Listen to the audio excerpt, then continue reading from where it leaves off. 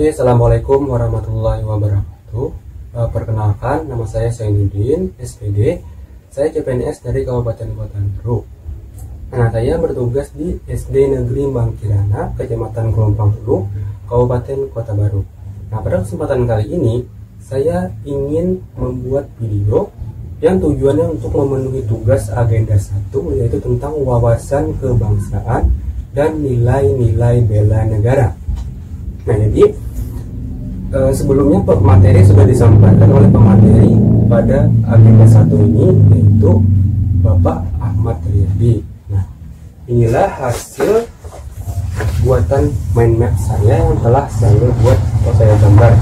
Nah, teman-teman, nah jadi di sini mohon maaf saya tidak terlalu jauh menggambar. Nah, jadi ini gambarnya seadanya. Nah, di sini yang ingin saya tekankan atau yang saya ingin jelaskan yaitu tentang definisi dari wawasan kebangsaan itu sendiri, definisi dari nilai-nilai bela negara, sejarah, identitas NKRI dan nilai-nilai bela negara, dan implementasi nilai-nilai bela negara bagi ASN. Nah, langsung saja kita ke penjelasan.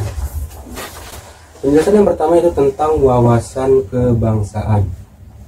Nah, wawasan kebangsaan. Apa sih itu wawasan kebangsaan dan seberapa penting bagi aparatur sipil negara? Nah, sini wawasan kebangsaan adalah cara pandang, nah, kesadaran diri dan sebagai warga negara. Nah, jadi wawasan kebangsaan dapat diartikan sebagai konsepsi atau cara pandang yang dilandasi akan kesadaran diri sebagai warga negara. Nah, kehidupan berbangsa dan bernegara. Jadi di sini kita harus sadar, kita harus memajukan bangsa dan negara kita, yaitu dengan mengetahui wawasan kebangsaan. Jadi kalau ditanya siapapun, kita tahu tentang sejarah bangsa Indonesia. Nah, itulah pentingnya wawasan kebangsaan di sini. Nah, kemudian yang kedua yang ingin saya jelaskan yaitu tentang sejarah atau titik bangkit kemerdekaan Indonesia. Ada beberapa sejarah, yaitu dari Budi Utomo sampai dengan pembentukan PPKI.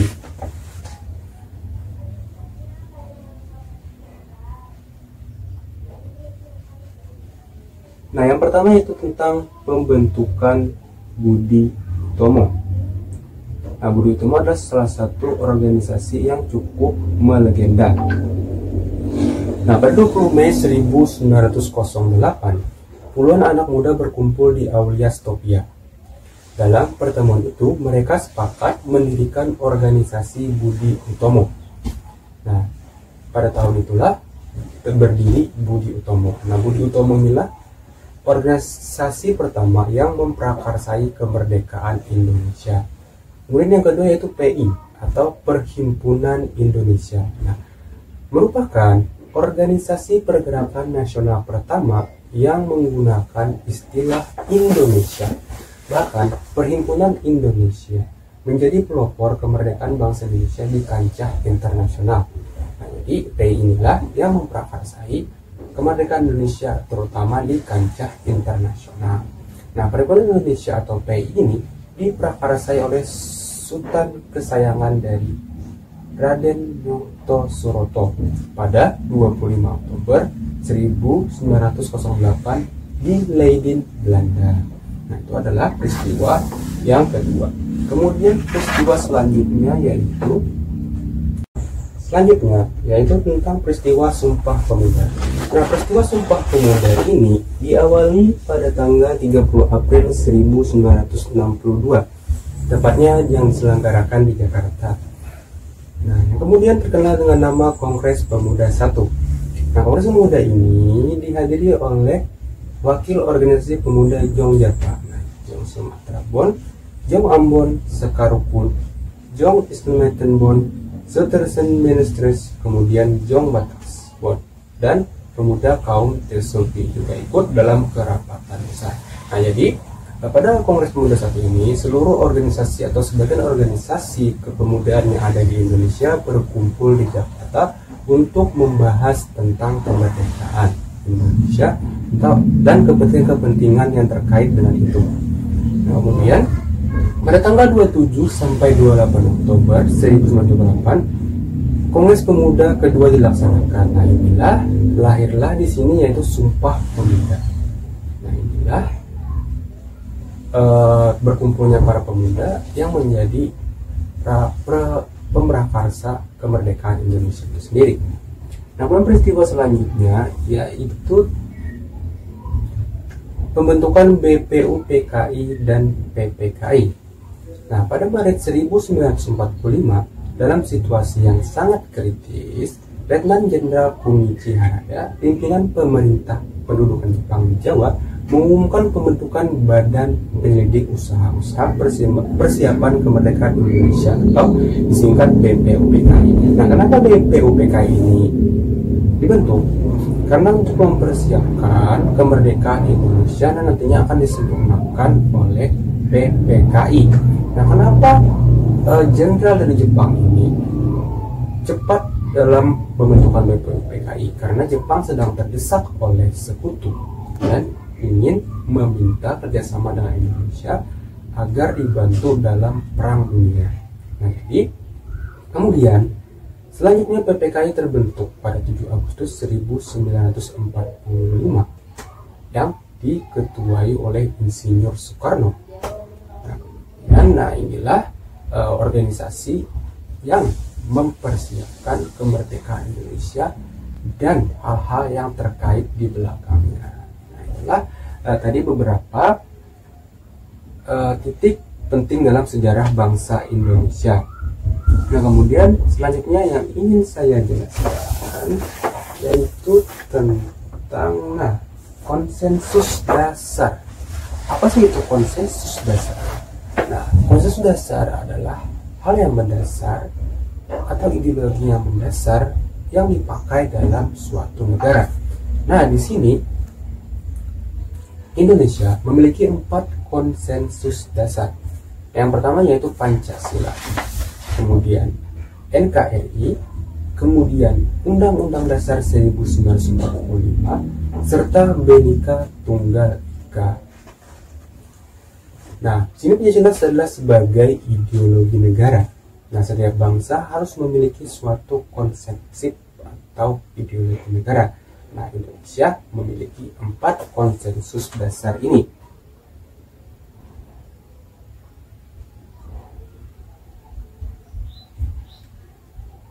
Nah, kemudian kita lanjut ke identitas. Nah, identitas ini adalah tanda atau cara mengetahui bahwa kita Indonesia. Nah, identitas NKRI itu ada beberapa macam. Ada bendera, ada lambang negara, ada lagu kebangsaan, dan bahasa Indonesia. Apa sih bendera kita? Nah, bendera kita terdiri dari 2 warna, yaitu merah putih. Merah artinya berani, putih artinya suci. Nah, itu adalah salah satu identitas dalam bentuk bendera. Jadi setiap apapun yang dilakukan, baik itu pertandingan olahraga, pertemuan-pertemuan pejabat internasional, pasti ada bendera yang melekat. Nah, itulah yang disebut dengan identitas suatu negara. Nah, jadi negara lain dapat mengetahui bahwa ini dari Indonesia karena melihat dari benderanya. Kemudian yang kedua yaitu bahasa. Apa sih bahasa yang kita pakai dalam berbahasa? Jika kita bertemu dengan suku lain, misalnya dengan suku Jawa, suku Bugis, suku Banjar, atau suku apapun itu, saat kita bertemu tidak mungkin kita menggunakan bahasa daerah kita. Pasti kita menggunakan bahasa yang semua orang mengerti, yaitu bahasa Indonesia, bahasa persatuan. Jadi identitas dari segi bahasa untuk NKRI atau untuk Indonesia adalah bahasa Indonesia. Walaupun bahasa Indonesia ini ada beberapa kata yang turunannya dari bahasa Inggris. Kemudian identitas yang selanjutnya yaitu lagu kebangsaan. Lagu kebangsaan dari Indonesia, pasti semuanya sudah tahu bahwa lagu kebangsaan Indonesia adalah Indonesia Raya. yang sering dikumandangkan saat upacara, saat pertandingan olahraga, saat timnas kita bermain di luar negeri, saat atlet Indonesia meraih medali, akan dinyanyikan lagu kebangsaan. Nah, ini adalah suatu kebanggaan bagi para atlet atau para pemain yang bisa mengumandangkan lagu kebangsaan kita di internasional. Ya, sebuah identitas yang sangat penting adalah lagu kebangsaan. Nah, selanjutnya adalah lambang negara. Nah, apa sih lambang negara kita? Lambang negara kita adalah burung Garuda. Nah, burung Garuda ini dilambangkan sebagai negara kita yang kuat, serta tangguh, serta dapat menaklukkan dunia. Itulah lambang negara kita, itu Garuda Pancasila. Jadi Garuda Pancasila di sini juga ada beberapa filosofinya atau desainnya. Di bagian dada ada Pancasila, dan di bagian sayap, jumlah bulu di leher serta jumlah bulu di ekor melambangkan tanggal kemerdekaan Indonesia. Jumlah bulu di leher adalah 45, melambangkan tahun kemerdekaan Indonesia. Kemudian jumlah bulu di sayap burung Garuda berjumlah 17, nah, melambangkan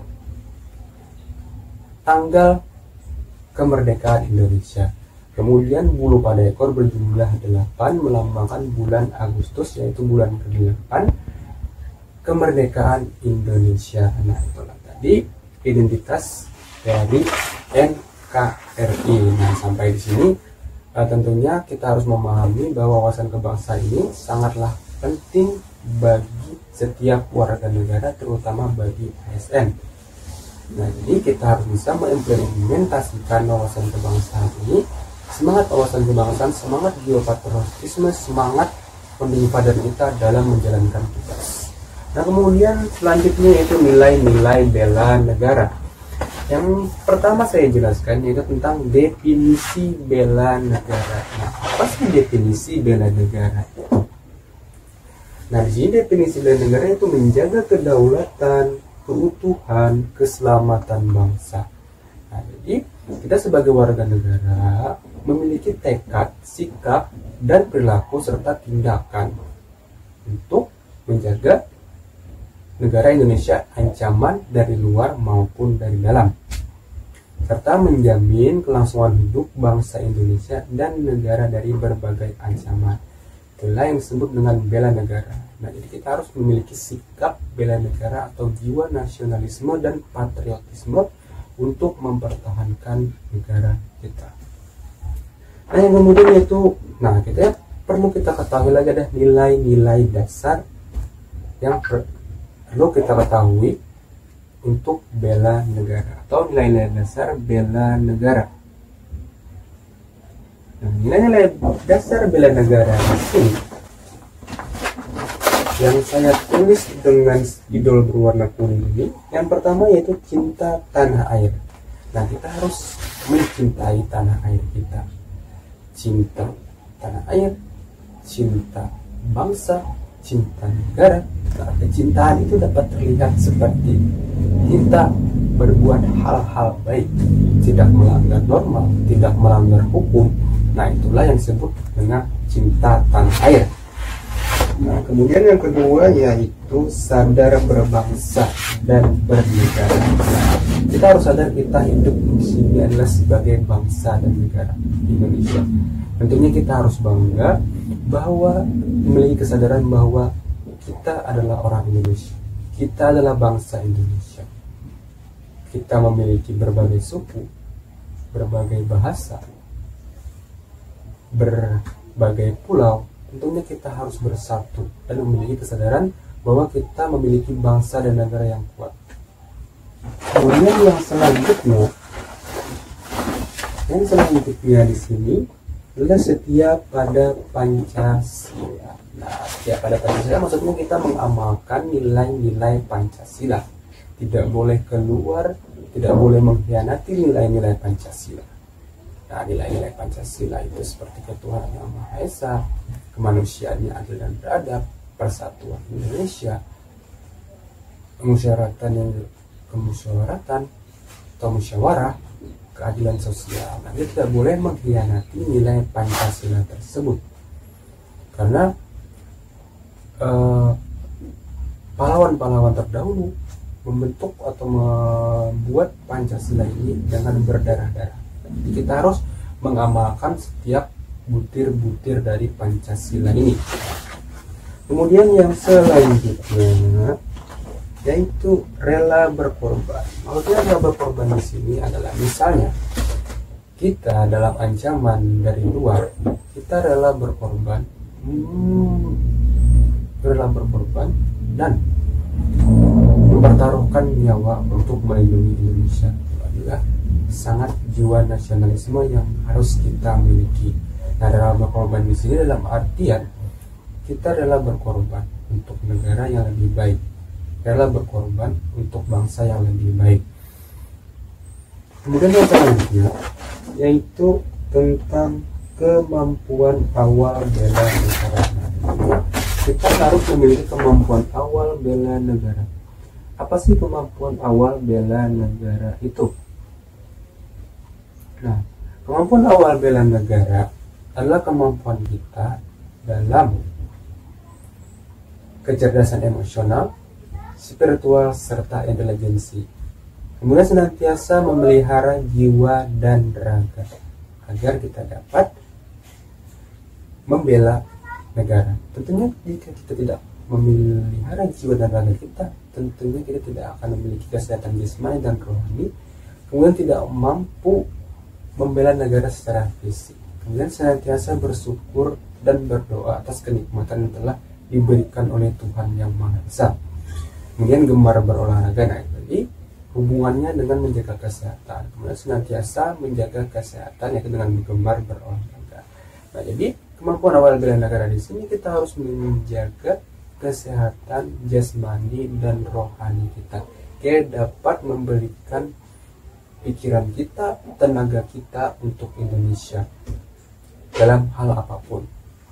Nah, kemudian apa sih yang jadi pertanyaan? Bagaimana sih implementasi bela negara bagi ASN? Nah, implementasi tentunya kita harus mengamalkan atau mengimplementasikan hal-hal atau nilai-nilai dasar bela negara di tempat kita bekerja, seperti tanah air, saudara berbangsa, rela berkorban, memiliki kemampuan serta setia pada Pancasila.